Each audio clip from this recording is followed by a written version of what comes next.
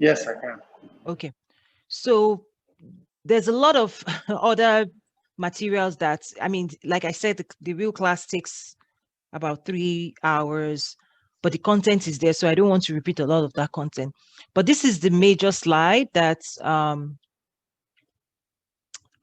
I always walk people through because of what you said in terms of you're curious. This is the main slide that I share with curious people. you know, because a lot of times when we say trade, investment, people it's it's such a simple word, but it also means big. People don't know how to personalize it.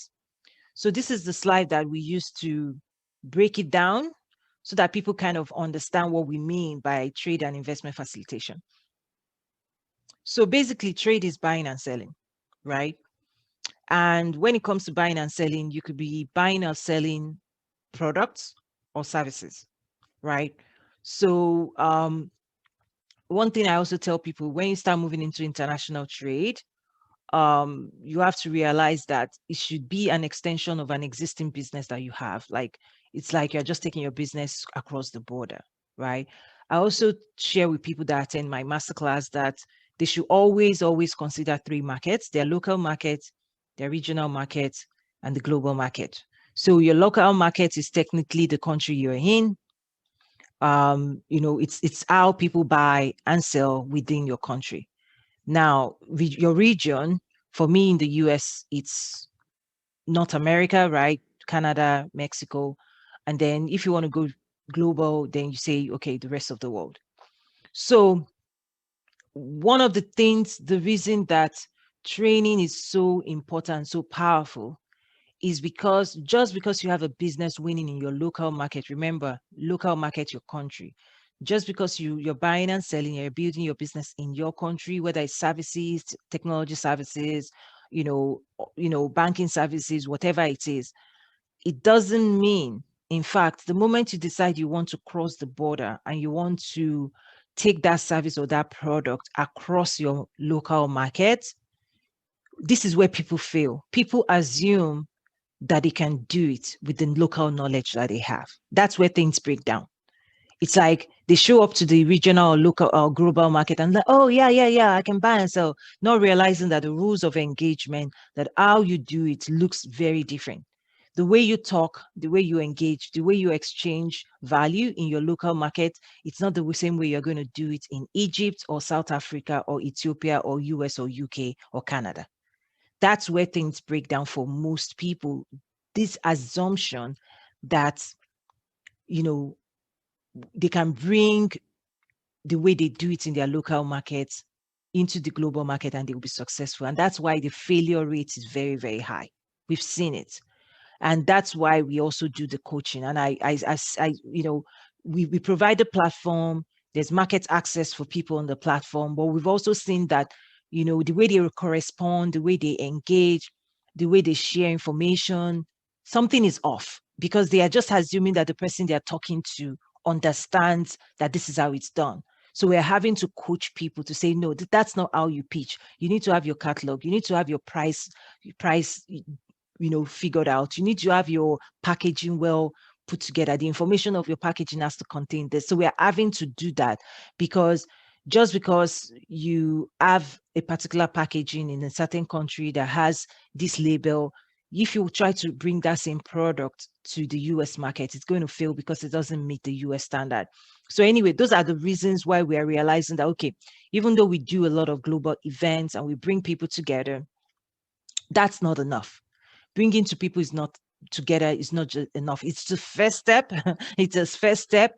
The next step is what we now do on the Trade with Africa Network, where we support people with coaching, with connections, with market access, with holding their hands pretty much along the journey of growing their international business. So trade, you have to manage the seller-buyer relationships. You could be the buyer, you could be the seller, or you could be the trade facilitator, bringing those two people together. Again, it could be products, it could be services.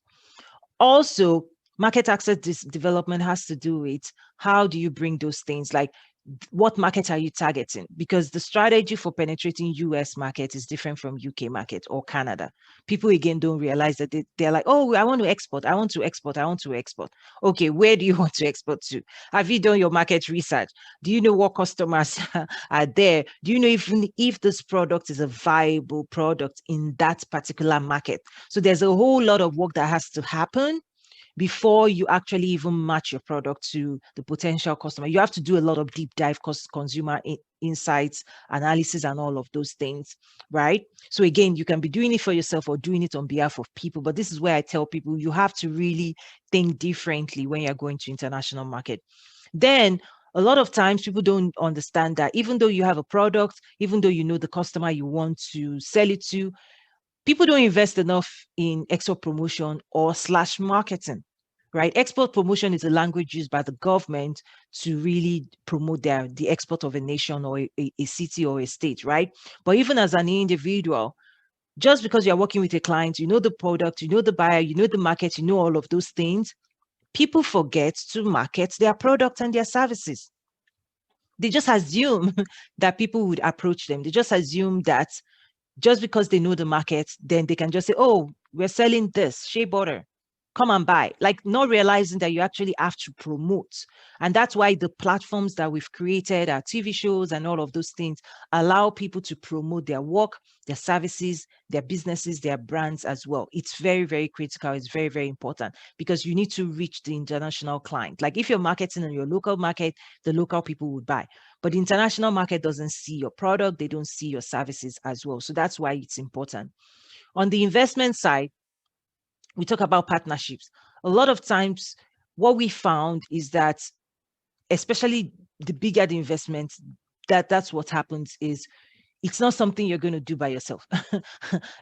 There's a way people think, oh yeah, I can do it all by myself. No, it's actually the strength of your network is what really determines how successful you're going to be in that space, right?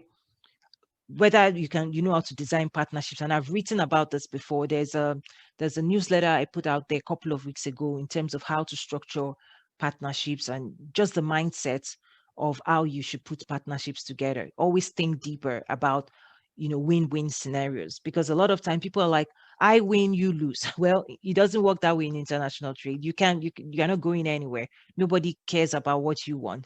It's, can you design something that everybody wins, that your partners win, right? That everybody wins along the line. So being able to structure partnership is something majorly important. Being able to bring in expertise that you are missing, bringing in, whether it's legal services or technical services or connections, bringing everybody together to make sure that the investment has visibility and all of those things, which is the investment promotion. So just as we have export promotion as well on the trade side, investment promotion is also something I see a lot of people struggling. They're like, oh, we have this, we have that. Well, guess what? With the current international landscape, global competition is high. Everybody's trying to attract investment to their region, to their state, to their city, to their country. So you're actually competing with the rest of the world. So you have to do things differently to get the attention of the world's investors, because everybody is doing that. Everybody's saying my city has investment opportunities. And if you don't do it creatively, you're going to lose, because especially post-COVID, everybody's trying to recover. Everybody's trying to attract investment as well. And then investor relations, I tell people, like, this is something you have to get better at. Understanding the way investors think, what are they looking for? They're not looking to throw their money away. They're looking for return on investment. They're looking for viable places they can put their money and get return on their investment. Like, so this is not a time to say, oh, help. Nobody's helping. If it's helping, you move out. This is not the class for you. You go to a charity function and do that. Excuse me, and do that. So this is about transaction. This is about commerce. This is about creating opportunity, mutually beneficial opportunities for all those at play. And then we also talk about legal framework. A lot of times when you're doing international trade, you need to understand that, okay, what's going to govern this agreement? Is it the law of your country, or the law of the country of the buyer or the seller, right? Or of the investor, or of the place where investment is going into? Those are things that always is important. Trade financing is also important. That's why we always have representatives from banking side come in, because the buyer and the seller might be ready to buy and sell, but if they don't have the backing, of like, if they don't have the trade financing part figured out, and all, or credit and all of those things, then everything breaks down. You also think about who's going to be responsible for shipping and all of those. And so there are other deep dives that people go into. Trade policy management is also very, very important. A trade facilitator must be well read and must stay abreast of shifting policies. When you think about AGOA or AFCFTA, what does that mean to movement of goods and services across the border?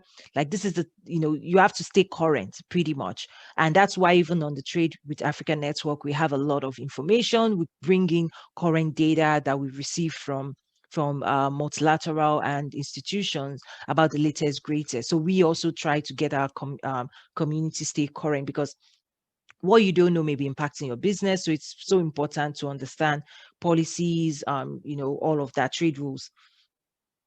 Trade information is also very important. We host a lot of events because of this.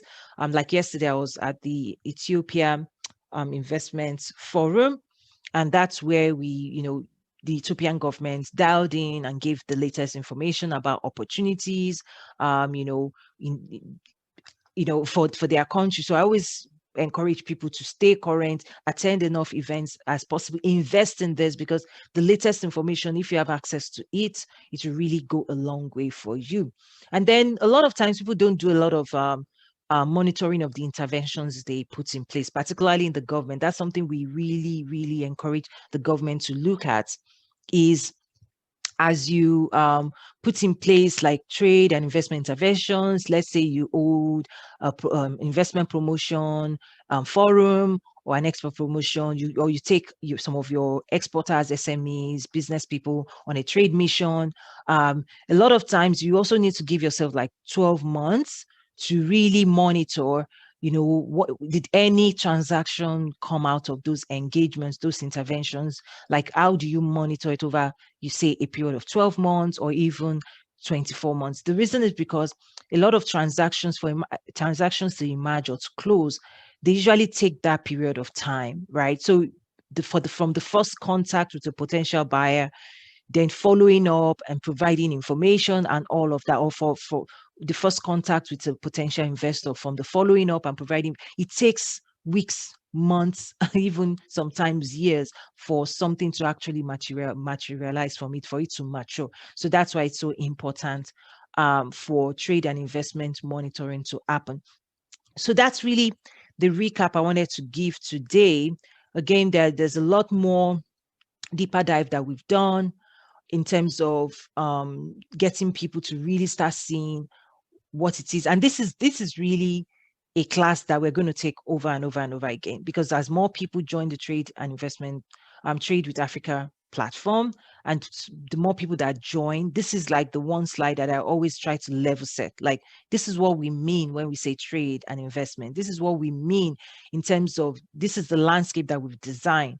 Where do you fit in? If you're a lawyer, where do you fit in? If you're an exporter, where do you fit in? If you're an investor, where do you fit in? If you're a government official, where do you fit in? This is the framework that we use. The other one that we also use is this one, to help people understand that to drive investment, what are the investment sectors? Agriculture value chain, manufacturing, retail, distribution, infrastructure development, healthcare, human capital development, education, enabling technology.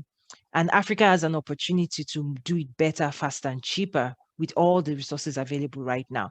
Now, investors also want to protect their investments in these areas. So that's why they always clamor for enabling policies in the region they want to invest. And then they also want the leaders to display fiscal responsibility as well. So those are the two major things we also always dive deeper. So this is just an eye level, very, very high level of this. Again, this is like an entire 3-hour masterclass. But for today's purpose, I wanted to level set and capture this video and put it out there for those who have missed that class. If you want to take the entire class, you sign up as a premium member, and then under the trade and investment facilitation private group, you can access at least 3 different sessions that amount to almost 10 hours of the trade and investment facilitation, from the one we've hosted with 14 African governments to private sector engagement to legal team and all of that. You can see. So we'll keep refining this class week to week. And then I believe next, let me just check. This is, let me check our calendar. What's coming up next? So in April, we're going to talk about export. That's a fun one. Export development and market entry. So what we also want to do is to deep dive. The other thing I'm going to do is I'm going to cancel the Fourth Friday program. So we're going to move Fourth Friday to Second Friday. So Second Friday, instead of just a community chat, because what I realize is every time we're doing the community chat, it's almost becoming a business coaching class because people come with their questions. So it's not just to get to know other people. So what I'm going to do is close this one out, make the second Friday our group coaching session. So bring your questions.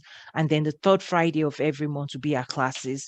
And then as we develop the rest of the year, you know, I also want to know what other topics do we want to cover? Do you want us to dive deeper? Packaging, all of those things, export, import, right? So today is just a recap and to point people to where to access it. And if you're not familiar, let me just quickly show you. Do you usually log into this platform, Mr. Muiwa? Yes, I do. Yeah. Once in a while, I do. Yeah, there's a lot. People don't really know what's going on here, but the premium groups, you probably don't have access again, but there's this group and this group. There's a ton of materials. So, you know, this is like one class right there, how to build a globally relevant brand. This is, these are clips, and then each of these have their own content and information. So depending on who is a member of that group. So right here, policymaker class, right here is 2.5 hours, right? So this is like a full session right there. That's what I mean. This is another one. So this is part 3. See, we talk about, even here, we go deeper into what products can you import or export, trade versus aid. And so this is another class. So we've done this class a couple, you know, this one's 2 hours, 15 minutes.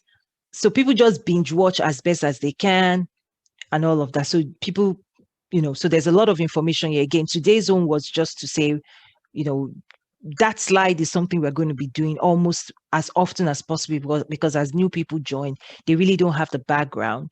We also have materials, like if you're interested in AFCFTA, we include some material. This is particular to even Nigeria from the Office of Negotiations. We also upload those resources, like you click on the link and you can download that file. But you have to be in the premium membership. And when you read this, you see what Nigeria is doing. What does it mean to AFCFTA? How many pages are in there? 60 pages. Like this is like the playbook for Nigeria. And we have a ton more information like that. Right? But only the premium members have all the benefits that we talk about. AGOA, how to export. This is another class right there that explains everything. So people in this that have access here, they will just go in there and, you know, Nigeria Investment Conference. So we have a lot. That's what these groups are about. They are the private groups. But if you're not a member, if you've not upgraded your membership, then you will know that these types of things are happening.